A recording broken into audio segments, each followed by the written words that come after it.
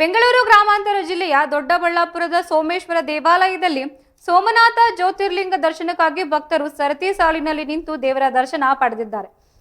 Art of living ಸಂಸ್ಥೆಯ ದೊಡ್ಡಬಳ್ಳಾಪುರ ಶಾಖೆಯ ವತಿಯಿಂದ ಈ ದರ್ಶನದ ವ್ಯವಸ್ಥೆ ಮಾಡಲಾಗಿತ್ತು.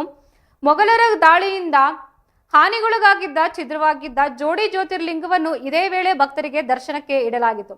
ದರ್ಶನಕ್ಕಾಗಿ ಆಗಮಿಸಿದ ಭಕ್ತರು ದೇವರ ನಾಮಸ್ಮರಣೆ ಮಾಡುತ್ತಾ ಸರತಿ ಸಾಲಿನಲ್ಲಿ ಸಾಗಿದ್ದು, ಈ ವೇಳೆ ದೇವಾಲಯದ ಆವರಣದಲ್ಲಿ ವಿಶೇಷ ಪೂಜೆಗಳನ್ನು ನೆರವೇರಿಸಲಾಗಿದೆ.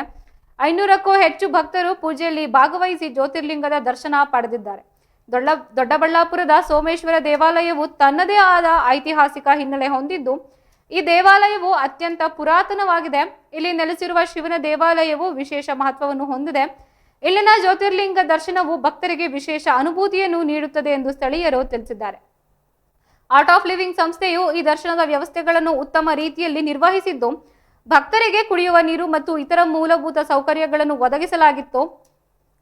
ದರ್ಶನಕ್ಕೆ ಬಂದ ಭಕ್ತರಿಗೆ ಯಾವುದೇ ರೀತಿಯ ತೊಂದರೆಯಾಗದಂತೆ ನೋಡಿಕೊಳ್ಳಲಾಗಿದೆ ಎಂದು ಸಂಸ್ಥೆಯ ಪ್ರಮುಖರು ತಿಳಿಸಿದ್ದಾರೆ. ಈ ಕಾರ್ಯಕ್ರಮದಲ್ಲಿ ಭಾಗವಹಿಸಿದ ಭಕ್ತರು ಸಂಸ್ಥೆಯ ಕಾರ್ಯಕ್ರಮವನ್ನು ಶ್ಲಾಘಿಸಿದ್ದಾರೆ.